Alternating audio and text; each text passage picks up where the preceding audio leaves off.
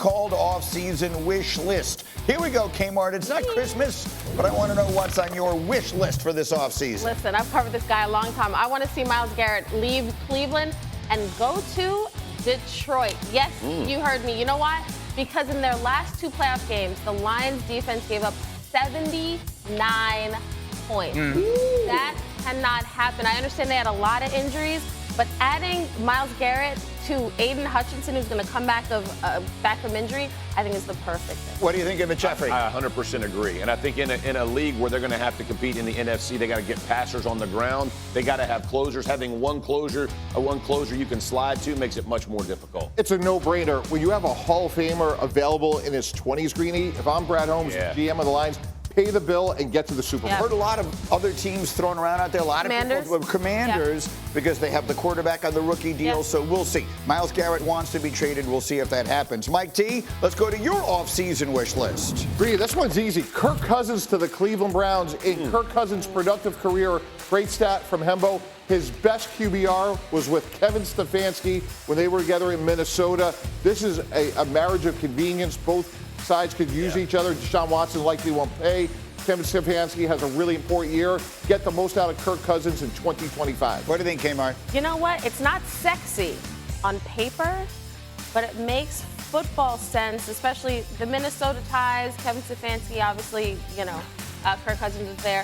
The thing that has stopped the Browns is the fact that they haven't had good QB play consistently. So I like it, Mike. It makes sense, and it's also cheap. It's sort of the Russell Wilson thing from last year, right? Most of the contract is already being paid. All right, Jeffrey, what's on your off-season wish list? I'm going to go Davante Adams to the Dallas Cowboys. I have talked about they need a true two to complement CeeDee Lamb.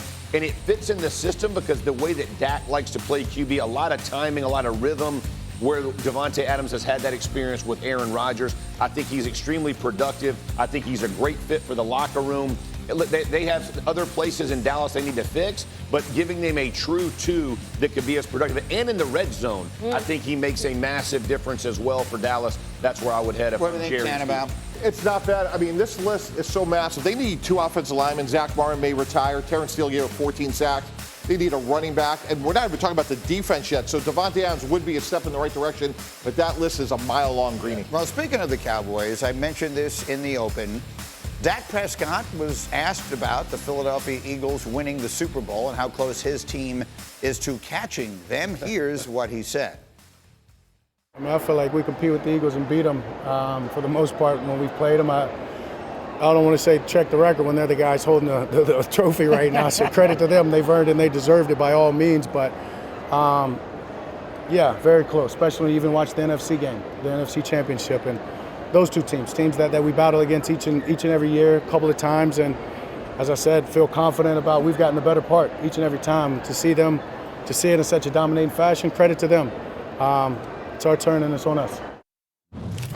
Boy, I feel terrible that he was asked that question in that setting, right? Because what's he going to say? That's right. Oh, they're way better than us. Yeah. We have no chance whatsoever. But now you say it, and now all of a sudden, Kmart is making that face. I need everybody to stop asking Cowboys players stuff. I need them to stop.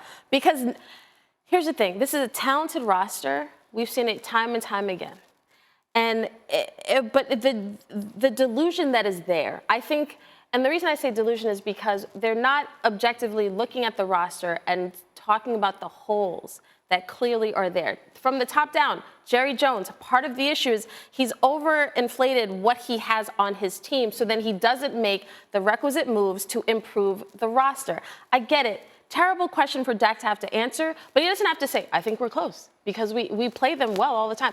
Well, the issue is not the Eagles. It's the fact that you guys lost last year to the Packers. It's the fact that you guys each year end up beating yourselves, and that ultimately is the problem. Greeny, here's the reality. They're closer to the bottom of the NFC East than to the top. And when you look at the math, and we have a graphic on this, when one guy in Dak Prescott is making $60 million a year, and Jaden Daniels, who arguably is already better, younger, and more athletic, is making $9 million a year. Graphic. Wow. Look at these cap numbers. And you just talked about Myles Garrett, among countless other things that will happen in the offseason.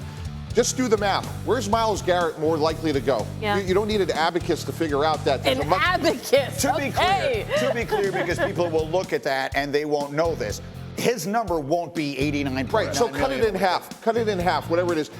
Plus, they need 2 offensive linemen, a running back, and everything else. But if you're the Washington Commanders, Greedy, you said this all fall. This is the worst version of the Commanders for the foreseeable future. You have a young superstar in Jaden Daniels. Go fix your defense. Go get Myles Garrett, amongst other things. And that's why, to me, Dak Prescott, be careful what you wish for. It's not just the Eagles. Watch out for Washington. Oh, for sure. I mean, I want you to hear what Swagu said about this. So whenever things happen with the Cowboys, I always like to hear what Marcus has to say because he's a former Cowboy and he still loves the team and the organization and the fans. This was Marcus's reaction to Dak saying what he said. Right now, you're not close to them.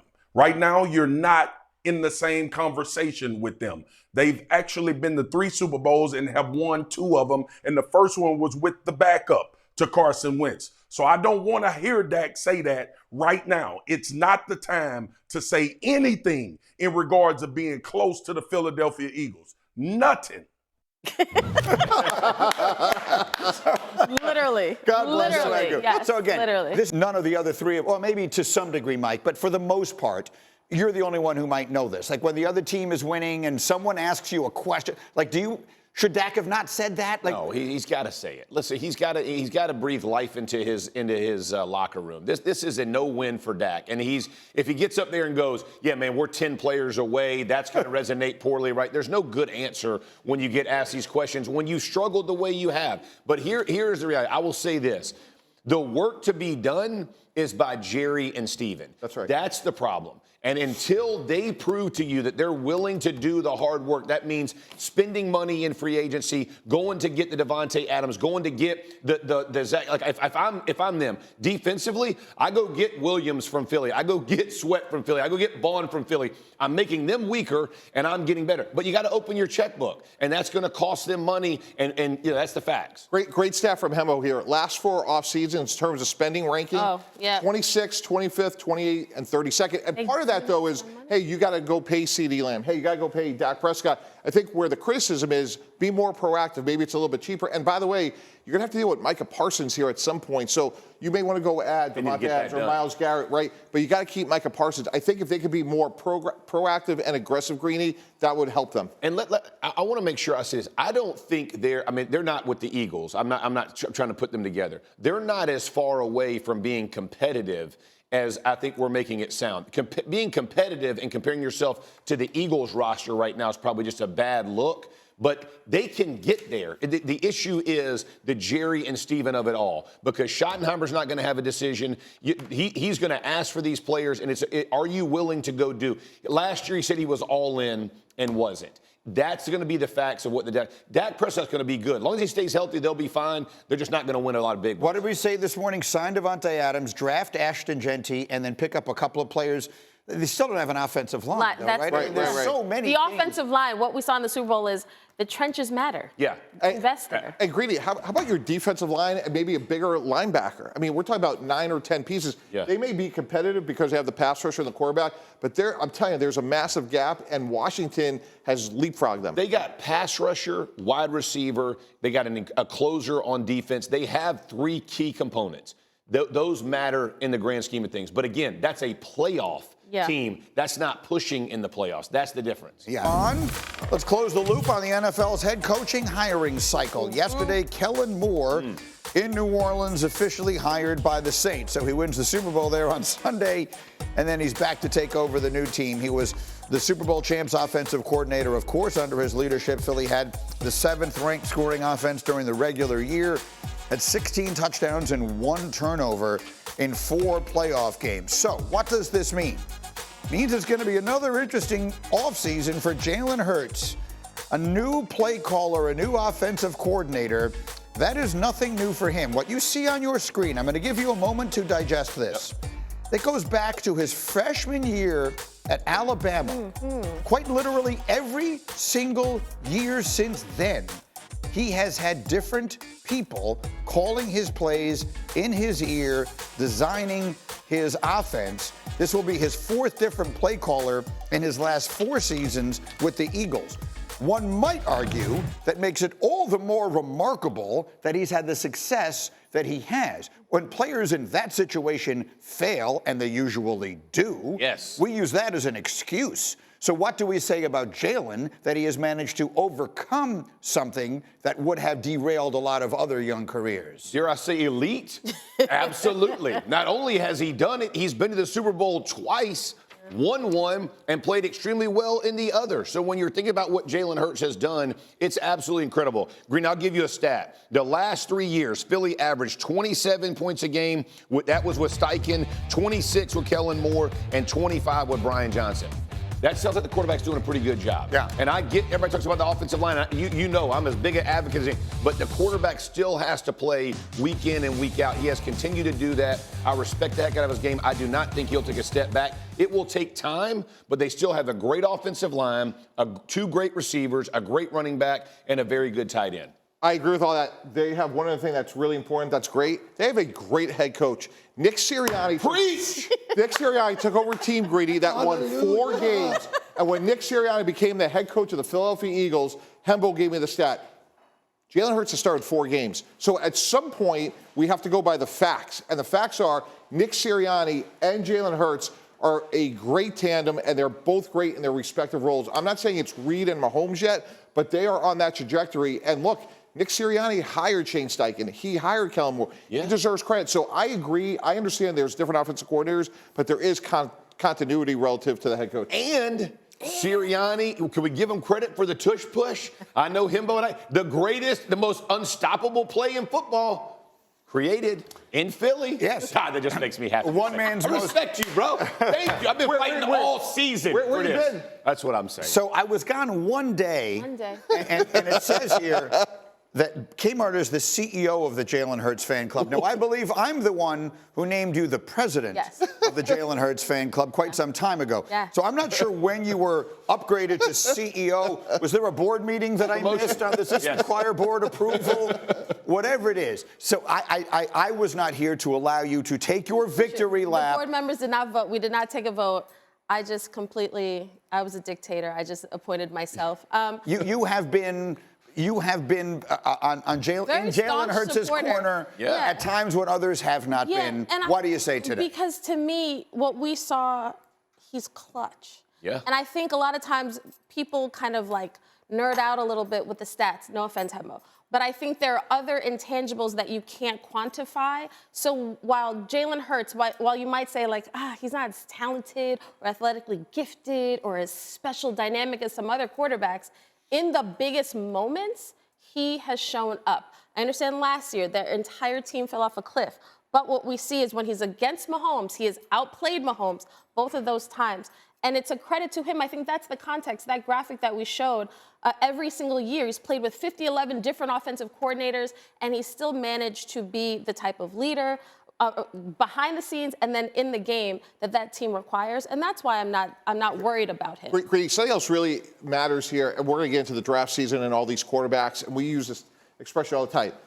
The tape sets the floor, the character sets the ceiling. He is the son of a high school coach. Mm-hmm. He has gone O-line coach. O-line coach. He has gotten better. O-line coach. He has gotten a lot better throwing the football, and that's why he won the second round. They had Carson Wentz and gave Carson Wentz a massive extension. Yeah. Jalen Hurts has earned all his success because he has worked at his craft. I want to go back to something that K-Mart said about being clutch. They've played almost 30 games, one-score games. They've won 23. They've won 80% of their one-score games. Every time that happens with the Chiefs, we give full credit to Patrick Mahomes. Mm-hmm. Every time. But we don't do the same for Jalen Hurts, man. You win 80% of one-score games, your quarterback's doing something right. That is clutch. It's a narrative world, right? So weird things happen. What happened was 2 years ago, this week, he played that great game in the Super Bowl and they lost. And the narrative was he's about to become the best quarterback in the league, right? It's going to be Mahomes and him.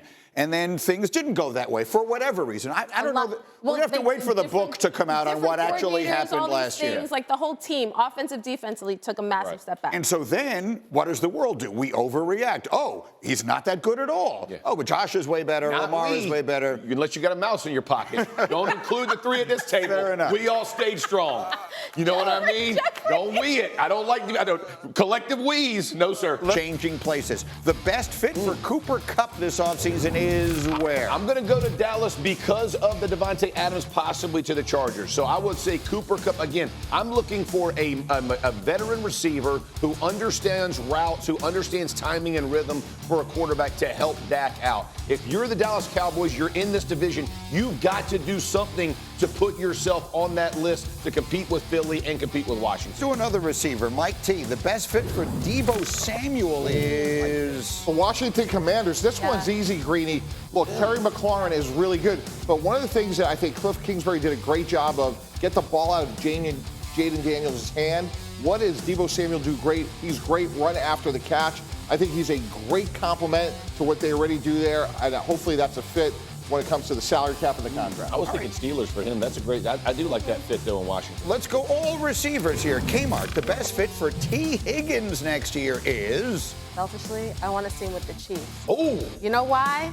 Bad blood between these two teams. And if the Bengals don't want to pay up for T. Higgins, listen, the Chiefs, I understand they have Patrick Mahomes, but they need to give him another receiver. Yes, a guy who can go up and get contested balls. This is the guy that they need. Can he play tackle? Yeah, I can't. I was going to say, Greeny, it's a good idea, but I have legislation pending in the state of Kansas that the only thing they can do is sign offensive linemen. So that's a violation of the new law. Here's the thing about Higgins is he said he might take less to stay in Cincy. That blew my mind. I'm like, well, I love him in Kansas City. Put it on my GM hat. That's contextual. Is that like 5 cents, $5? Like what's less? It's $1.50. I'll go for it. $1.50. That's all I'm saving. It's one of the very important dominoes that will fall, Yes, it is. and probably pretty soon.